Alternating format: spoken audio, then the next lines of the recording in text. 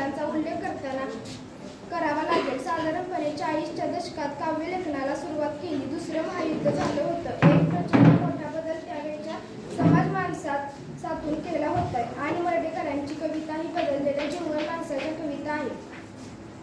बासी मर्ढेकर यांच्या प्रतिभेचे पूजन लोकमंगल ग्रुप शिक्षण संस्थेचे अध्यक्ष श्री चिटणीस साहेब यांनी करावे.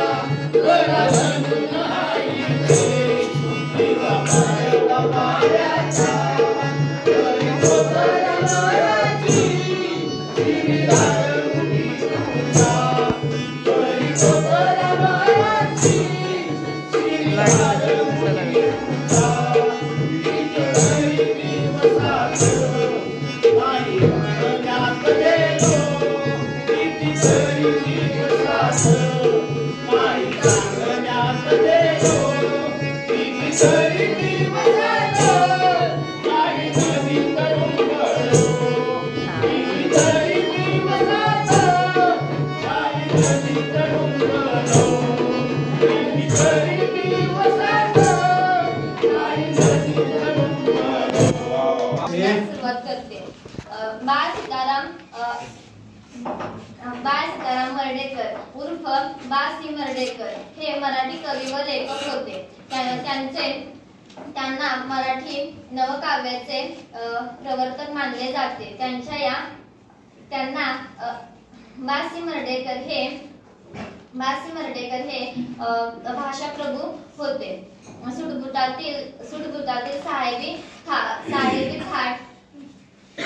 सुटबुटातील सहाय्यवी थाट खर्डे इंग्रजी बोलणारा हा कवी अंतर्यामी मात्र पुरेपूर मराठी होता.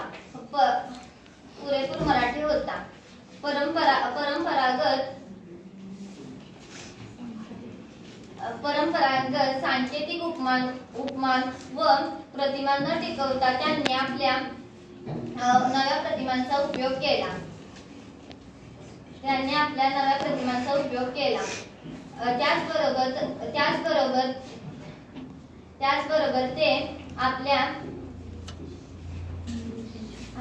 त्याचबरोबर ते आपल्या अनुभूतींशी प्रामाणिक राहिले.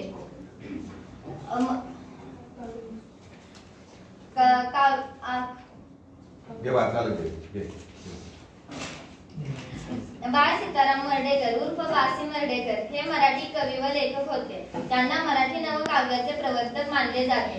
सुटबुटातील साहेबी थाटाचे मर्ढे इंग्रजी बोलणारा हा कवी अंतर्यामी मात्र पुरेपूर मराठी होता.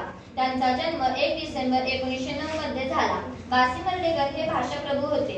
त्यांच्या काव्यात आशय आणि अभिव्यक्ती यांचा सुसंवाद आढळतो. परंपरागत सांकेतिक उपमान प्रतिमा न वापरता त्यांनी नव्या प्रतिमांचा उपयोग केला. त्याचबरोबर ते आपल्या अनुभूतींशी प्रामाणिक राहिले. काव्यातील नवीनता ही संकल्पना त्यांनी स्वतःच्या कवितेतून साहित्यात रुजवलीच, पण समीक्षेतही तिला स्थान मिळवून दिले. त्यांच्या कवितेतील नाविन्याच्या अभिव्यक्तीमुळे ते नवकवितेचे प्रवर्तक ठरले.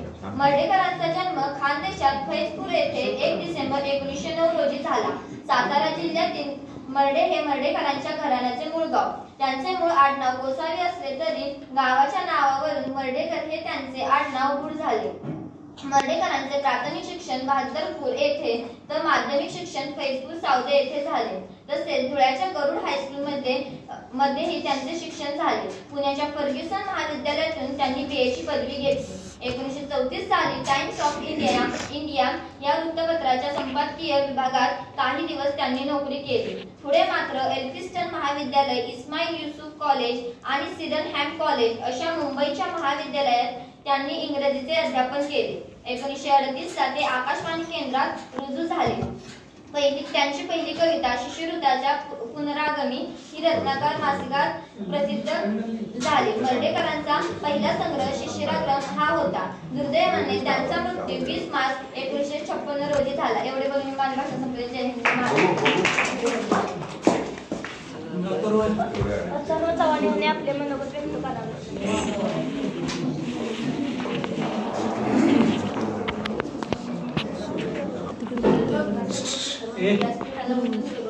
माझ्या कवितेचे नाव गणपतवाणी. लेखक कवी बा. सी. मर्ढेकर. गणपतवाणी बिडी किताना चावायचा नुसतीच काढी. गणपतवाणी बिडी किताना चावायचा नुसतीच काढी. म्हणायचा मनाशीच या जागेवर बांधीन माडी, या जागेवर बांधीन माडी. मिचकावून मग उजवा डोळा, मिचकावून मग उजवा डोळा नि उडवीत डावी डोळी. भिरकून ती तशीच द्यायचा बेचव लेकर जैसा गवळी, बेचव लेकर जैसा गवळी. गिरायकाची कदर राखणे, गिरायकाची कदर राखणे, गिरे धुणे अन धान्य गाळीचं, खोबरेल तेल अन तिळीचे, विकून बसणे हिशोब गोळीत, विकून बसणे हिशेब गोळीत. स्वप्नांवरती धूर सांडणे, स्वप्नांवरती धूर सांडणे, क्वचित बिडीचा वा पणतीचा. स्वप्नांवरती धूर सांडणे, क्वचित बिडीचा वा पणतीचा. मिणमिण जळत्या आणि लेटणे, वाचित गाथा श्रुतिकथांचा, वाचित गाथा श्रुतिकथांचा. गोणपटावर पिटकर रंगी, गोणपटावर पिटकर रंगी, सतरंजी अन उषास पोते, आडोशाला वासुपाचा, असे झोपणे माहीत होते, असे झोपणे माहीत होते.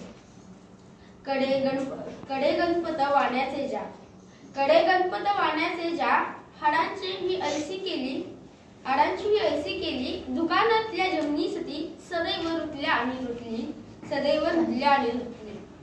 गणपतवाणी बिडी बापडा, गणपतवाणी बिडी बापडा, पिता पितांना मारून गेला. गणपतवाणी बिडी बापडा, पिता पितांना मारून गेला. एक मागता डोळे दोन्ही, देव देतोस जन्मान झाला, देव देतोस जन्मान झाला. त्यावर जमलेल्या सर्व मान्यवरांना वंदन करून मी माझ्या भाषणास सुरुवात करते. केशव सुतांनंतर मराठी साहित्यातील एक युगप्रवर्तक कवी म्हणून केशव सुतांनंतर मराठी साहित्यातील एक युगप्रवर्तक कवी म्हणून बा. सी. मर्ढेकर यांचा उल्लेख केला जातो. साहित्यातील पूर्व परंपरा मोडून नवी दिशा चोखाळणे व सरकालीनांवर प्रभाव टाकणे व समकालीन लेखकांना नवी दिशा दाखवणे असे तिहेरी कार्य करणारे मराठी साहित्यातील एक समर्थ कवी, साहित्यिक म्हणजे बाळ सीताराम मर्ढेकर. मर्ढेकरांचा जन्म खानदेशातील पैजपूर येथे झाला. कवितेप्रमाणेच मर्ढेकरांनी कादंबऱ्या, समीक्षा, नाटक या प्रांतातही महत्त्वाचे योगदान दिले.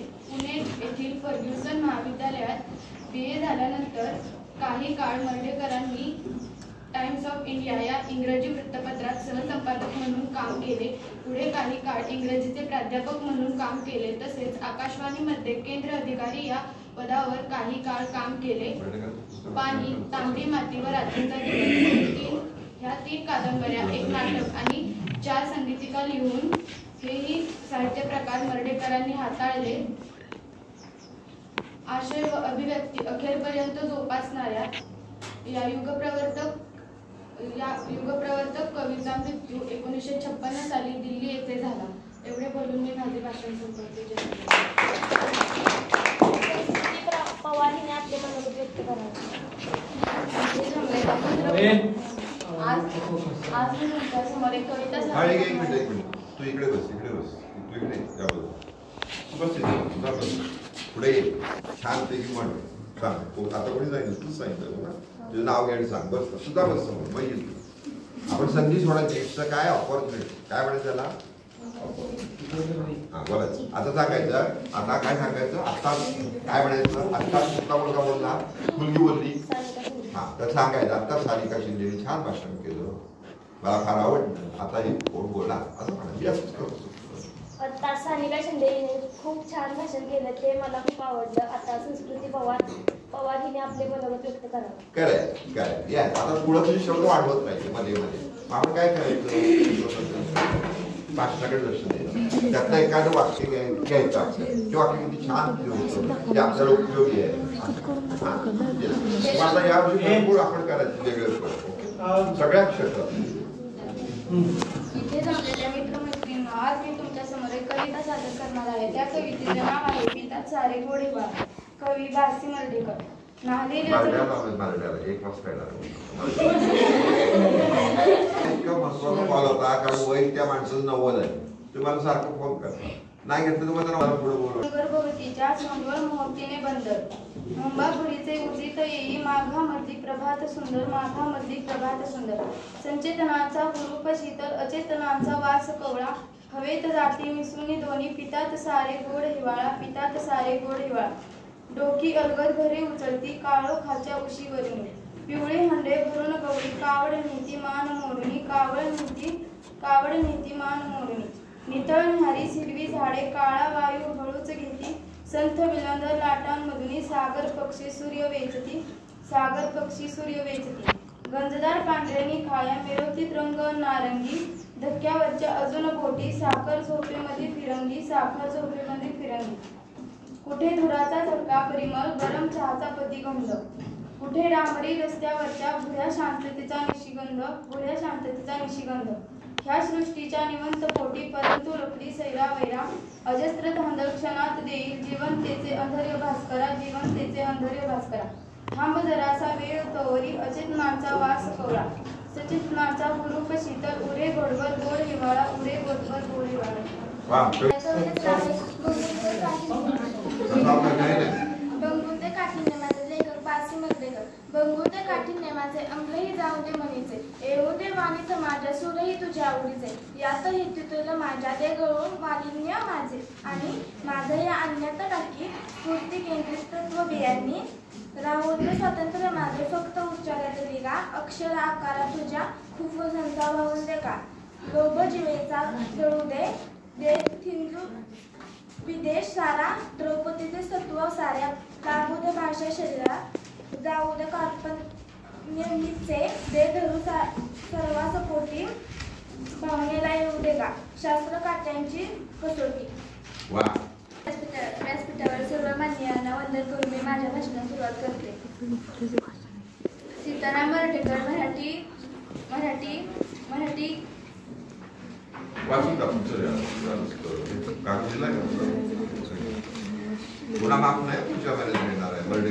मराठी नवकाव्याचे प्रणेते यांनी कवितेला नवे वळण देऊन मराठी भाषा श्रीमंत केली. शिशिरागम व आणखी काही कविता हे काव्यसंग्रह त्यांचे प्रसिद्ध आहेत. कविता या संग्रहात त्यांच्या सर्व कवितांचा समावेश केला आहे. याशिवाय नटश्रेष्ठ आणि चार संगीतिका, सौंदर्य आणि साहित्य ही पुस्तके, पाणी तांबडी माती या कादंबऱ्या प्रकाशित. कवींनी शहरात वास्तव्य केल्यामुळे बऱ्याच दिवसात त्यांना आपल्या गावी जाता न आल्याने त्यांचे मन गावाकडच्या आठवणीने व्याकुळ झाले आहे. गावाकडचे शुभ्र चांदणे, खळखळते नदीचे पाणी आणि त्यात मनसुक्त पोहणे हे सारे आठवणी कवी उदास होतात. पण काही कारणास्तव गावी जाऊ शकत नसल्याने ते आपल्या मनाची समजूत काढतात. एवढी बोलून व्हेरी गुड. परदेशात शिकतो आणि एक क्रांती करतो, आणि जेव्हा तो क्रांती करतो तेव्हा त्याच्यावर बहिष्कार टाकला जातो, त्याच्यावर केसेस होतात. पु ल देशपांडेंसारखी माणसं सुद्धा त्यांच्यावर काय करतात, टीका करतात. आणि ही माणसं टीका करता करता करता हळूहळू पु ल देशपांडे, त्यांची पत्नी बासी मर्ढेकरांच्या कवितांचे कार्यक्रम गावोगावी करतात. प्रवास कसा आहे बघा, कसा आहे प्रवास, की ज्या कवितांवरती टीका करतात, अश्लील आहे म्हणतात, चुकीचे आहे म्हणतात, कविताच नाही म्हणतात, त्याच कवितांच्यावर हीच मंडळी गावोगावी जाऊन कार्यक्रम करतात. ते पण पैसे घेऊ, तिकीट लावू. मला लक्षात असं आलं की माझ्याकडे परवा दिवशी कार्यक्रम झाला 2 दिवसापूर्वी अश्विनी दोघड्यांचा, आणि ते देवानंद सोनटक्के म्हणून त्यांना आपल्या शाळेत बोलवणार आहे, एक समीक्षक आहे. ते असं म्हणते की आपल्याकडं 2 माणसांना नोबेल मिळालं असतं. नोबेल पारितोषिक कुणाला मिळालं माहितीये तुम्हाला? कुणाला मिळालं? मला नाही मिळालं. कुणाला सांगा, बोलायचं घाबरायचं नाही. रवींद्रनाथ टागोरांना मिळालं, एकमेव माणसाला मिळालं. बंगालमध्ये रवींद्रनाथ टागोर, त्यांना भारताच्या एकमेव माणसाला नोबेल मिळालं. कशातलं नोबेल? हे वेगवेगळे प्रकार आहेत, 5 प्रकार आहेत. साहित्यातलं नोबेल, रसायनशास्त्रातलं नोबेल, आणि कशातलं नोबेल, ती पण मी पुढच्या वेळेला तुम्हाला सांगेन. मी तुम्हाला हे सांगतो, त्याचा फायदा काय होतो माझ्या लक्षात आलं, मी संपन्न होतो, समजून घ्या. तर मी परवा त्या भाषणामध्ये असं म्हणते की रवींद्रनाथ टागोर नंतर नोबेल पुरस्कार मिळाला असतं तर ते कुणाला मिळालं असतं, तर ते बासी मर्ढेकरांना. पण त्यांचं साहित्य इंग्रजीमध्ये जगामध्ये पोहोचलं नाही, त्याच्या कविता पोहोचल्या नाही, त्यांचं म्हणणं पोहोचलं नाही. आणि अरुण कोलटकर यांनाही मिळालं असतं, त्यांचं पण वेळेत पोहोचलं. मग टागोरांना कसं मिळालं? टागोरांच्या कविता तर त्यांच्या बंगाली भाषेत होत्या, बरोबर आहे ना, पण त्या बंगाली भाषेतल्या कविता इंग्रजीमध्ये नेणारा त्यांना माणूस भेटला, आणि त्या तशा अर्थासह त्या कविता कुठे गेल्या? इंग्रजीत गेल्या. म्हणजे नोबेलची जी समिती आहे तिच्या पुढे गेल्या आणि जगातल्या सगळ्या साहित्यामध्ये नोबेल त्यांना निवडलं गेलं. त्याला आता 100 वर्षाहून सुद्धा जास्त कालावधी झाला. पण आपल्याला मला ते ऐकलं लक्षात आलं की मी सुद्धा अभ्यास केला पाहिजे. त्याचं गाणं म्हणतं बरोबर आहे का नाही? 6 महिन्यांनी 1-2-3 तरी कविता माझ्या पाठ असतील जे आम्ही कुठं म्हणेन भाषणामध्ये त्याचा उल्लेख करेन. जसं आता बघा केशवसुतांचा उल्लेख झाला. एक तुताई द्या जाणूनी कुंकिन जीवी स्वप्राणाने. ही कशाची कविता केली त्यांनी? तिथं बदललं स्वरूप. पण ही कविता का केली? त्यांनी कविता केली म्हणून आपल्याला स्वातंत्र्य मिळालं समजून घ्या. त्यांनीच केलं म्हणून असं नाही. पण त्यांनी ज्या काळात जसं वंदे मातरम हे गाणं आनंदमठ कादंबरीत आहे. आनंदमठ म्हणून कादंबरी आहे. त्या कादंबरीत आहे. त्या गाण्याने ते गाणं सगळ्या देशात पोचलं. पण ते गाणं ज्या कादंबरीकारांनी लिहिलं त्याच्यावर मी बोलणार आहे पुढच्या वेळेला. कारणच असं होतं ते असं म्हणत होते त्या कादंबरीमध्ये मुसलमानाने आम्हाला मुस्लिम समाजाने नाही मुस्लिम जे राज्यकर्ते होते त्याने आम्हाला फार त्रास दिला. आम्हाला फार त्रास दिला सगळ्यांना बाकीच्यांना. आम्हाला प्रयत्न केला धर्मांतर करण्याचा. काही लोक सगळ्यांनी केला का नाही? दारा म्हणून जो होता राजा ज्याचा बिरबलचा आपलं सॉरी औरंगजेबचा भाऊ त्याला मारून टाकलं कुणी औरंगजेबाने. तो मोठा भाऊ. तो जर सत्यावर असला तरी वेळ झाली नसती. किंवा तुमचे अकबर बादशाह होता उदाहरणार्थ. परंतु त्यांनी असं लिहिलं. पण पुढं असं नाही म्हटलं त्यांनी इंग्रजांनी सुद्धा आम्हाला त्रास देत आहेत. आपल्याला इंग्रजांनी उलट सगळ्यात जास्त त्रास दिला. सगळ्यात जास्त लूट केली आपली. सगळी आपली साधन संपत्ती नेली उदाहरणार्थ. परंतु मग ते वंदे मातरम गाणं हे स्वातंत्र्य लढ्यातल्या सगळ्यांचं काय ठरलं? ते महत्वाचं ठरलं. वंदे मातरम म्हणायचे सगळे देशातले लोक वेगवेगळ्या भाषेत केलं. ते जवळपास त्यांच्या ते गेल्यानंतर त्यांना माहित नाही पण ती कादंबरी गाजली. कादंबरी बंदी आणायला लागली. कादंबरी सगळी पोचली. तसंच केशवसुतांचं पण झालं. तसं बासी मांडेकरांच्या या कविता आहेत ना. जसं बघा मी वाचत होतो उदाहरणार्थ की आपल्यावर इंग्रजांनी का राज्य केलं तर आपण काय करायचं? आपण शूर. बरोबर आहे का? इंग्रज तुम्ही नाकाशात जाऊन बघा सर दाखवतील इंग्लंड केवढा आहे. त्यांची माणसं युरोपमध्ये आली पोर्तुगीज आली कुठली आली. मग आपण का हरलो? आपण हरलो त्याचं कारण असं ते जेव्हा युद्ध करायला आले तेव्हा आपण काय केलं? घरात तलवारी काढल्या धडा धडा धडा आणि त्यांच्या अंगावर पळत सुटलो. बरोबर आहे. त्यांनी काय केलं? पोर्तुगीज मारलं आपलं. त्यांनी तोफेची गोळे होते त्यांनी मारलं. तुम्ही किती असला उपयोग काय? तर आपल्या याचा अर्थ असा होतो आपण शस्त्रात सुधारणा केली नाही. शस्त्रात सुधारणा केली नाही. शस्त्रात सुधारणा कधी होते? शास्त्र सुधारणा तर शस्त्र सुधारणा होती ना. जसं आता बघा विल्यम कोणती तुमची सुनीता विल्यम आली कधी किती दिवसांनी आली? 286 दिवसांनी ती आली माझ्या माहितीप्रमाणे काय. मग त्यात आता शास्त्र डेव्हलप झालं नसतं. ती गेली किती दिवसासाठी? 8 दिवसासाठी अडकली. पण अडकली तरी इथनं तिला सपोर्ट देत होती ती माणसं आणि संशोधन करत होते तिला कसं खाली आणायचं. आणि मग नासा आपल्याकडं इस्रो आहे तिकडे नासा बरोबर आहे ना.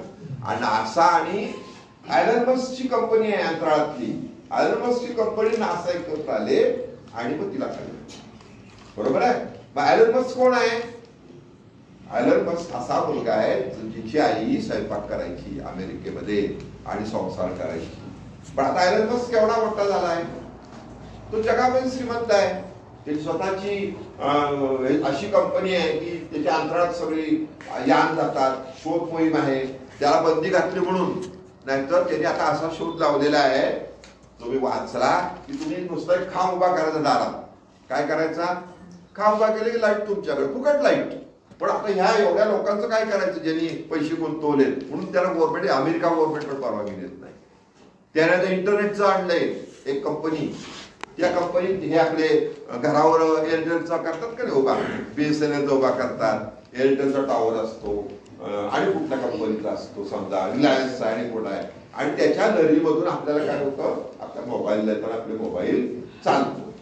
जिथं ती सोय नाही आपण अगदी रिमोट प्लेसला गेलो की आपला मोबाईल काय होतो बंद होतो. पण आता रिमोट प्लेसला गेलेला मोबाईल बंद नाही होणार कारण तिने अंतराळात सोडलेत ग्रह. काय त्याला खांब नाही काय नाही त्याच्या लहरी. त्यामुळे जगामध्ये कुठेही इंटरनेट त्यांच्या कंपनीच्या माध्यमातून चालेल. पण भारतात याला बंदी आहे आता अजून. आता बहुतेक येईल, ते चालला वाद आता. का बंदी आहे? तर भारतामध्ये माझी कंपनी एअरटेल, मग मी काय करायचं? माझी गेली खड्ड्यात, म्हणजे मला काय करावं लागेल? रस्त्यावर लोटा घेऊन बसावं लागेल ना, दादा पैसे द्यावे. हे पण बघायला हे उदाहरण तुम्हाला सांग. तर पारसी वर्णेकर का प्रसिद्ध? म्हणजे जसं बघा आपल्या रामायण वाचतो का नाही, महाभारत वाचतो, रामायण वाचतो, रामाने अग्निबाण सोडला तेव्हा काही असू शकतं ना, त्याने काहीतरी लावलं त्याला आणि सोडला आणि तिथे गेलं की काय झालं, अग्नी झाला त्या. नंतर त्यांनी काय सोडलं, पाण्याचं काहीतरी लावलं केलं की पर्जन्य चालू झालं, अग्नी चालू जेव्हा. पण हे सायन्स आहे का आपल्याला माहित नाही. आज त्याचा उपयोग आहे का? आज उपयोग आहे नाही. पण आज उपयोग कशाचा आहे? आजच्या परिस्थितीला जे पाहिजे ते, पण ते मांडण्याचं काम वर्णेकरांनी केलं. म्हणजे ही जी कविता आहे बघा, पहिली जी आपण वाचली, कुठली वाचली, कितीतरी दिवसात डुंबलो नाही, कशावर आहे? तर त्यांच्या तुम्ही वर्णाला जावा मुद्दाम, तुम्ही सरांची ट्रीट करा, विनोद कुलकर्णी गर्डवरून केलं. तर ही कविता कशावर आहे? तर त्यांच्या आठवणीवर आहे. नदी, देऊळ, कितीतरी दिवसात नाही गेलो तिथं, नाही चालण्यात गेलो, डुंबलो नाही पाण्यात. पण या दुसऱ्या कविता आहेत त्या कळल्याच नाही कुणाला, मला अजून नाही कळल्या. मी आता का कविता घेतो, तुम्ही कविता सादर केलं, तुम्हाला पण कळल्या नाही अर्थ. तसा अर्थ नाही येतात, वेगळा अर्थ आहे. उदाहरणार्थ तो त्यांनी मांडला जो जगव्यापी आहे. साहित्यिक मोठा नोबेल कुणाला भेटलं? तर नोबेलचं साहित्य, त्याचं जे वेगळं साहित्य आहे त्याचा जगाला काय उपयोग होतो का? त्याच्या साहित्यातनं काय मांडणी केलीये? जगाचे प्रश्न मांडलेत का? त्याचं नागेवाडी कृषीबद्दल शेतीचे प्रश्न मांडले गेलेत का? महाराष्ट्राचे शेतीचे प्रश्न मांडले गेलेत का? त्याला उपाय सुचवलेत का? वर्णभेद आहेत समजा, जी नुसतेच गोऱ्यांनी काळ्यांवर अन्याय केला नाही, नंतरच्या काळात काळ्यांनी पण गोऱ्यांवर अन्याय केला. आता ते एक पुस्तक आलंय का, तिथं काय झालंय, गोरे काय झाले, कमी राहिले, काळे वाढले, त्याच्यावर अन्याय केला त्यांनी. तोही अन्याय चुकीला, हाही अन्याय. ही मांडणी असते ती जगाला कळती त्यांच्या साहित्यातून. तसं वर्णेकरांनी काय केलं, मग आपल्याकडे रेल्वे आली, त्याच्यावरचं गाणं केलं तयार. नंतर आपल्याकडे कामगार वर्ग होता, कष्ट घ्यायचा, त्याला बिचाराला 12-12 तास 15-15 तास नुसतं कामच त्याला, त्याच्यावर त्यांनी कविता केल्या. असं करून त्यांनी क्रांती घडवून आणली. म्हणून वर्णेकर हे फार मोठे, आपल्या देशातला सगळ्यात महत्वाचा कवी आहे. तो राहत होता कुठं, तिथे सायक्लोन आपण गेलो, मी जाणार कार्यक्रमाला. तर हे तुम्हाला माहिती पाहिजे. मग तुमच्या लक्षात येईल वर्णेकर सारखा एखादा नागेवाड्या कृषीतला विद्यार्थी सुद्धा पुढे जाऊ शकते. पण त्याचं वाचन तेवढं हळूहळू केलं पाहिजे. जसं तुम्ही आता मोठं जे होताय का नाही, ते ऐकत मोठं होत आहे. कसं ऐकत मोठं होत आहे. पण ऐकण्याची सवय झाली की हळूहळू तुम्हाला कळायला लागल्यावर आता याच्या समीक्षेची ग्रंथ आहेत मोठे. एका कवितेवर 10 ग्रंथ आहेत. मग कुणाला त्या कवितेत काय वाटलं, कुणाला काय वाटलं, कुणाला काय वाटलं, अशी त्याचं भांडणं लागेल थोडक्यात. म्हणजे पण हे वाचणं तुमचं वय नाही. तुम्हाला माहिती पाहिजे की आपण कुठं वळायचंय. तर तुम्ही काय वाचलं पाहिजे, रामायण महाभारत वाचाच, काय वाचलं पाहिजे, काय वाचलं पाहिजे. किंवा आता ही सुटली सुनीता काय बरोबर ना, ती कशी सुटली, काय येणार ते सगळं हळूहळू येणार का नाही, ते वाचलं पाहिजे. त्या विज्ञान दृष्टिकोनाकडे आपण हळूहळू कायम गेलं पाहिजे. जसं बिंबा आपण म्हणतो, पायाने मागू उदाहरण मागू, पण ते गुण होते ना. पण त्या गुणाच्या अगेन्स्ट लोकांनी पुढे काही केल्या गोष्टी. जसं पुढे आमसूर होतं, आता काय झालं, आमसुराचं सरपंच झालं, कोकमचं झालं, पुढे वेळाचं कोकम. पण त्या शेतामध्ये ते सगळं कोकम वाया जायचं. जसं स्ट्रॉबेरी महाबळेश्वरला पिकते, त्या काळातच पिकते ना, पावसाळ्यात पिकते का? पिकलेली स्ट्रॉबेरी वाया जायची. पण स्ट्रॉबेरी पासून काय काय करायचं, एसन्स करायचे, त्याची सरबत करायचं, त्याचं मोठ्या स्टोरेजला ठेवायचं, त्यामुळे वर्षभर स्ट्रॉबेरी मिळू शकते. ठीक आहे. तसं तुम्हाला हे हळूहळू या शालेय जीवनात 8वी 9वी 10वी मध्ये तुम्हाला जर सवय झाली, तुम्ही सुटला. पण जसं मी काल लेख आहे माझा, वाचून नाही टाकलं त्यांनी, पण वि.स. खांडेकर शिक्षक होते शिरोड्याला, आणि शिरोड्याला शिक्षक होते. त्यांनी मुलांना इतकं छान शिकवलं, आधी मुंबईपर्यंत नेलं त्याला आहे त्याला.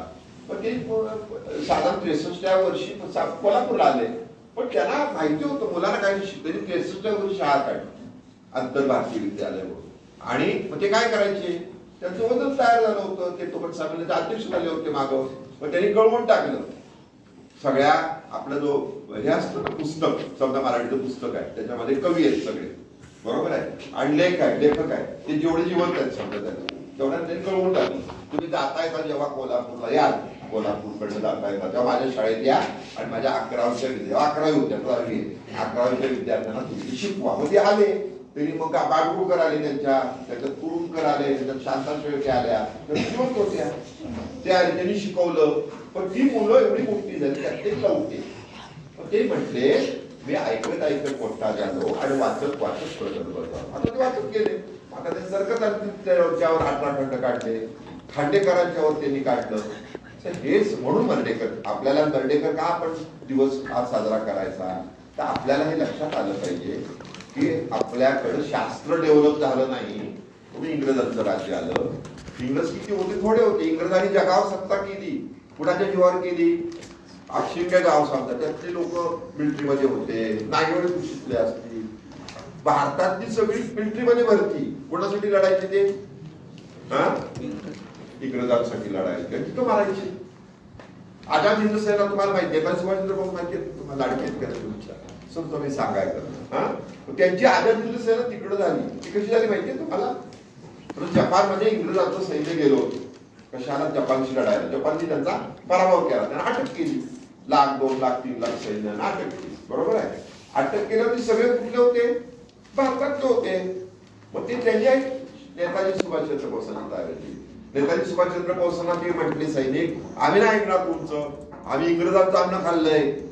काय खाल्लंय, इंग्रजांनी आम्हाला आमच्या घर सांभाळतात, तिकडं पेन्शन देत आहेत. मग नेताजी सुभाषचंद्र बोसनी पटवून दिलं की कुणाच देत आहे, ते तुमचंच देत आहेत, ते तुमच्या शेतात पिकवायचं, तुम्हालाच द्यायचं मी, आणि म्हणायचं मी तुम्हाला पोचतो, चालेल का, असं ते उदाहरण झालं. मग त्या नेताजी सुभाषचंद्र बोसकडे ताकद होती, ते सगळे सैन्य म्हटले नेताजी सुभाषचंद्र बोस की जय, आणि ते सामील झाले. त्यामुळं इंग्रजांकडनं जे सैन्य असं गेलं होतं, बरोबर आहे, ते उलट फिरलं आणि कोणाच्या विरुद्ध फिरलं, इंग्रजांच्या विरुद्ध. आपल्याला स्वातंत्र्य लढा जसा महात्मा गांधींमुळे मिळाला, नेहरूंमुळे मिळाला, आपल्या सगळ्यांमुळे, तसा नेताजी सुभाष. म्हणून मी निघालो कलकत्त्याला, ज्या गाडीतनं ते पळून गेले, इंग्रजांना चुकून ती गाडी बघायला मी निघालो, त्याचं वाचलं सगळं. तर हे तुम्हाला जर 8वी 9वी 10वी मध्ये समजलं तर तुम्हाला एक प्रकारची प्रगल्भता तुमच्या बुद्धीमध्ये येईल. मर्ढेकर वाचण्याने तुम्हाला कळेल की नवीन प्रश्नाशी कसं झगडायचं, नवीन अभ्यासक्रम मी कसा पार पाडेल, नवीन कोर्सेस मी कसे ओळखेल, माझी पर्सनॅलिटी कसं डेव्हलप करेल. म्हणून मर्ढेकर म्हणतात. मर्ढेकरांबद्दल आपल्याला काय देणं घेणे, मर्ढेकर काय आपले पाहुणे आहेत का, मर्ढेकर एवढ्यासाठी शिकायचे की त्याचा आम्हाला उपयोग होणार, तुम्हाला उपयोग होणार, त्यांच्या साहित्याचा होणार, त्या साहित्यातून काय मिळतं त्याच्यासाठी मर्ढेकर महत्वाचं. तुम्ही अवश्य मर्ढेकरांच्या पुढे 8वी 9वीचे विद्यार्थी हळूहळू आपण प्रयत्न करू. त्यातल्या कवितेचा अर्थ काय, या कवितेचा मी अर्थ घेऊन येणार आहे, त्याचा तुम्हाला समजून सांगणार आहे. तुम्हाला कळेल की कविता नुसती अशी कविता नसती, बिटवीन द लाईन त्याचा अर्थ असतो. बिटवीन द लाईन, जसं आता मगाशी मी म्हटलं तुम्हाला, दिल्लीचे हे तख्त राखतो महाराष्ट्र माझा, ही शाहीर साहेबांनी लिहिलेलं गीत आहे. मग ह्याच्यावर का जोर द्यायचा, दिल्ली राखवायची आहे. 1962 साली चायनाने काय केलं, आपल्याला हरवलं. मग आपल्याला आपले संरक्षण मंत्री कोणाला गेलं माहितीये तुम्हाला, यशवंतराव चव्हाणांना इकडे बोलून गेलं. सह्याद्री धावाला हिमालयाचे मंत्री असं म्हणतात. मग त्यांनी गेल्या सगळ्या मिलिटरीमध्ये सुधारणा केल्या, काय होतंय काय नाही, आणि आपली मिलिटरी स्ट्रॉंग करण्यामध्ये यशवंतराव चव्हाण आहे. आपल्या मिलिटरीमध्ये महाराष्ट्रातली माणसं जे असतात, तर तुमच्याला कॉन्फिडन्स आला पाहिजे की दिल्लीत पण जाईल, दिल्लीत काही करेल, मी असं स्ट्रॉंग उभं राहील, कारण आम्ही राज्य केलंय ना. आलं का, आपण शूर माणसाचं का सांगतो, एरंडर पिल्यासारख्या माणसाचं सांगतो का स्टोरी केलं.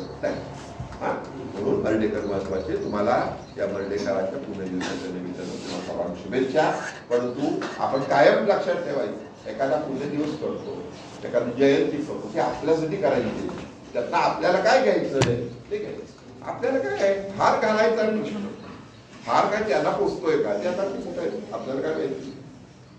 आपल्या त्यांच्या साहित्यातनं काय मिळतं जे मला उपयोगी पडेल, माझ्या घरच्यांना उपयोगी पडेल, माझ्या समाजाला उपयोगी पडेल, मला मोठं करण्यासाठी उपयोग पडेल. म्हणून मर्ढेकर म्हणतो.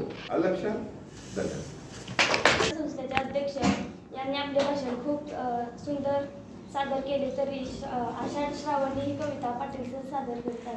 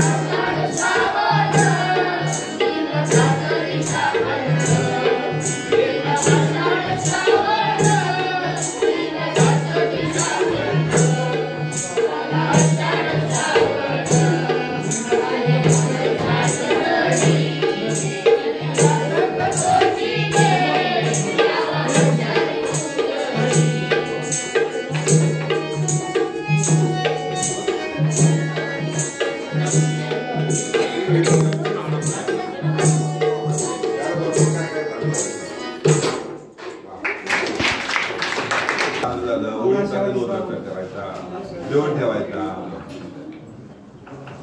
इकडे बघायचं, लोकांच्या डोळ्यात बघायचं. ही कविता 8वी 9वीच्या मुलींनी म्हणली.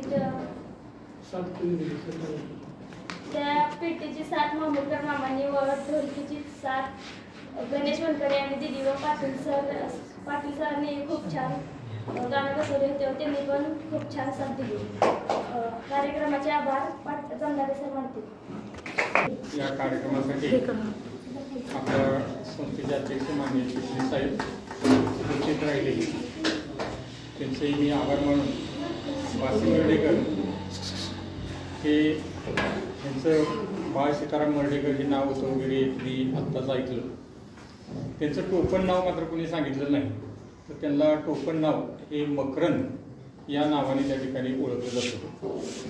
दुसरी गोष्ट अशी की वासिम मर्ढेकर हे ह्यांचा मूळ आडनाव जे होतं ते गोसावी असं आडनाव होतं आणि नंतर त्यांना त्यांच्या नावावरून मर्डे या नावावरून त्यांना मर्डेकर असं म्हटलं जात होतं.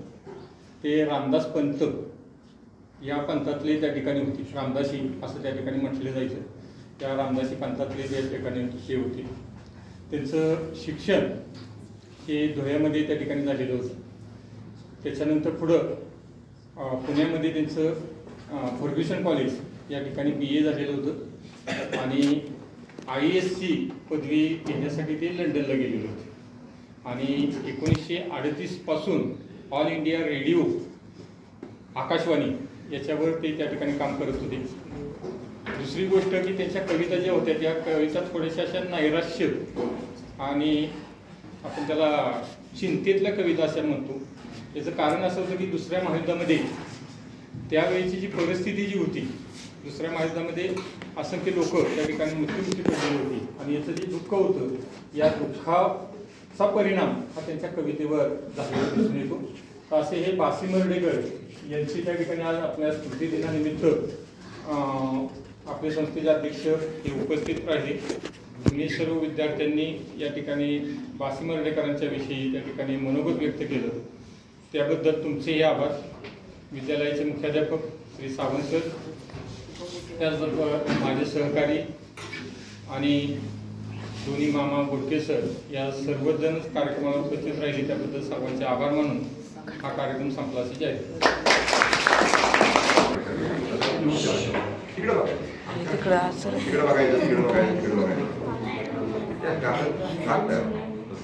बासी मर्डेकर यांच्या स्मृतिदिनानिमित्त आपल्या शाळेत त्यांची स्मृतिदिन साजरा झाला. तरी पहिली कविता श्रीनाथ सावंत यांनी केली, दुसरे भाषण चैताली पवार यांनी केले, तिसरं 8वीतला मुलगा अथर्व चव्हाण यांनी फार सुंदर कविता म्हणली.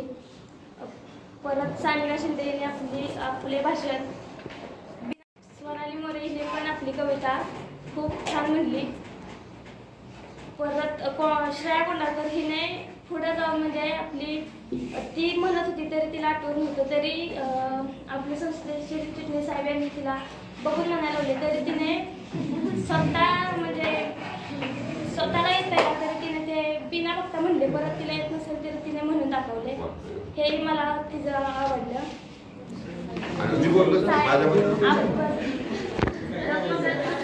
संस्थेचे अध्यक्ष म्हणजे आपले शाळेचे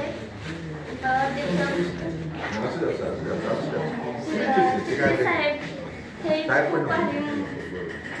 खूप भारी भाषण केले, तरी ते मला फार आवडले.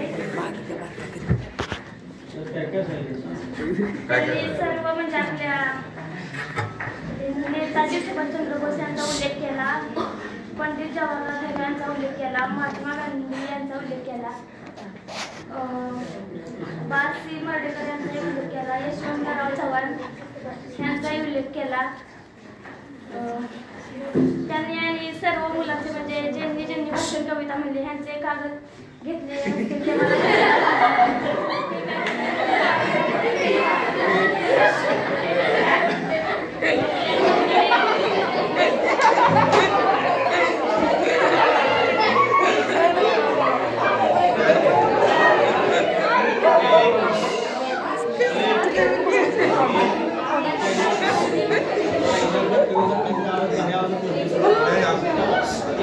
एकदम काय होणार त्या लक्षात आलंय. आता ती विचारायला काय केलं दोन वाक्य बोलले त्याकडे सूत्रसंचालक काय संधी असते. सूत्रसंचालक फार मोठा होता. एक सूत्रसंचालक पण से आमदार झाले कारण तेवढे याच्यावर तरी त्याला बोलून घेत तेव्हा तुला छान बोलते छान मनन कर चिंतन कर टाळ्या वाजव तुझ्या. आपण जिंदाबाद सैनिक असतो बघा. त्यांचा स्मृतीने साजरा केला व सर्व मुलांनी छान पद्धतीने भाषण केले आणि सगळ्यात महत्वाचं काय सांगितलं मी विज्ञान दृष्टिकोन ठेवायचा. नवीन नवीन काय येतंय त्याचा अभ्यास करायचा. आपण नुसतं रामायण महाभारतातलं बाण नुसतं लक्षात ठेवून चालेल का? जसं शिवाजी महाराजांचं, आता शिवाजी महाराजांनी त्यावेळेस जी युद्ध केली तशी युद्ध चालतात का आता? किल्ले का असायचे? किल्ल्याचं महत्व हळूहळू कधी कधी व्हायला लागलं. जेव्हा विमान आली किंवा बॉम्ब टाकता आला म्हणून किल्ल्याचं महत्व गेलं, किंवा तोफा आल्या, इतकं तोफ टाकली की त्याच्यावरची माणसं मारायची, मग किल्ल्याचं महत्व गेलं. तेव्हा किल्ले पूर्वी काय होतं? काही नव्हतं. मग किल्ल्याला महत्वाचं आहे. औरंगजेब म्हणायचं माझ्याकडे 400 किल्ले. शिवाजी महाराज म्हटले शिवाजी महाराजांनी किती किल्ले मिळवले नंतर? नुसत्या दक्षिण दिग्विजय मोहिमेवर गेली 350 किल्ले मिळवले. किल्ल्यावर लोक असायची. मग हल्ला करायला आली की मोठे दगड जरी मारले तरी काय करायचं? काय उपयोग व्हायचा नाही ना. वरनं तलवार घेऊन मारायला येणार कसा तू? वरनं 10 माणसं होती तरी दाड काढायची. किल्ल्यावर हत्ती असायची पूर्वी. कशी असतील हत्ती? कुणी सांगा. म्हणून हा विचार आता मी तुम्हाला सांगितलं. किल्ल्यावर हत्ती असायची. कशी काय असायची? लहानपणी बरोबर. हा, हे माहिती पाहिजे. ती छोट्या गोष्टी असतात. मोठा हत्ती कसं जाऊ शकणार नाही वर. त्याला छोटा असताना बाळ न्यायची, मग तो मोठा वरच व्हायचा, त्याचा उपयोग व्हायचा. तो वरनं उचलायचा, काही टाकू शकायचा खाली, वर तो वाहतूक करायचा. आपण असा दृष्टिकोन ठेवायचा. शिवाजी महाराजांचं वाचायचं, आपल्या शत्रूचं वाचलं पाहिजे. औरंगजेब महाराज वाचायचं काय वाचायचं? काय शिवाजी महाराज कशी सुटले असते? या शिवाजी महाराजांनी संभाजी महाराज मेले म्हणून सांगितलं पाहिजे तुम्हाला. म्हणून ते बेसावत राहिले, म्हणून तो मुलगा जिवंत राहिला. दोघांही कळालं नाही, तिकडे गेले इकडे काढले. आपण त्यातलं चांगलं बघायचं. अशा गोष्टी लक्षात आलं. तुम्हाला मी 8वी 9वी आपला दृष्टिकोन तुम्हाला आला का नाही चांगला, तुम्हाला कळेल. आता काय हे फारच सोपं आहे. दक्षतेचं लक्ष्मण शास्त्री जोशी फार मोठं व्यक्ती. देशाचं स्वातंत्र्य मिळवण्यात सर्व धर्म एकत्र करण्यात त्यांचा मोठा सहभाग. त्यांना वडिलांनी वाईला कशाला पाठवलं होतं माहितीये? वाईला नारायण शास्त्री मराठी म्हणून शास्त्र शिकवायचे आणि वेगळं कीर्तन शिकवायचे, सगळं शिकवायचे. मग ते वडील काय करायचे? कीर्तन करायचे. त्यांना असं वाटत होतं माझा मुलगा काय व्हावा? चांगला कीर्तनकार व्हावा. बरोबर, म्हणून पाठवलं. पण तिथं ही मी मागाशी सांगितलं ना, शास्त्र आणि शस्त्र, एक शाळा होती. ती शाळा बंद करत नाही, काही कोल्हापूरला होती. मग अजून एक नंतर तळेगाव दाभाडेला होती. ती मुलं त्या प्राज्ञ पाठशाळेतून राहिली. मग तिथे चर्चा चालायच्या, तर्कवितर्काने ऐकल्या. ते स्वातंत्र्य लढ्यात गेले. मग हाही निघाले, हेही निघाले होते. पण नारायण शास्त्री मराठीचे होते, स्वामी सरस्वती म्हणून, त्यांनी पाठवलं ते म्हणजे तू इकडं उलट कर. मग त्यांनी शिक्षण घेतलं म्हणून आणि त्याचा सगळा उपयोग केला. म्हणजे कीर्तन शिकायला आलेला मुलगा केवढा मोठा झाला. ओके, तिच्याबद्दल मुलीबद्दल काय मस्त तयार होणार काय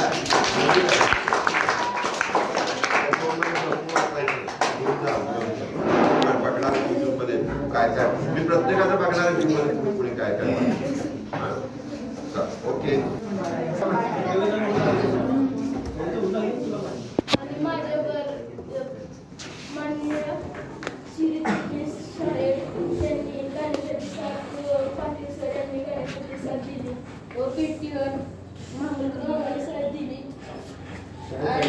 निहाल आणि गणेश वेंकटे यांनी ढोलकीची टाळाची साथ दिली.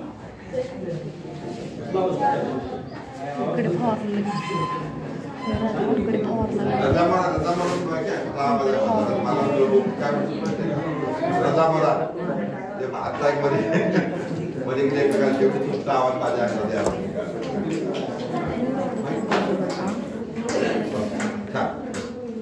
सगळे तयार करा.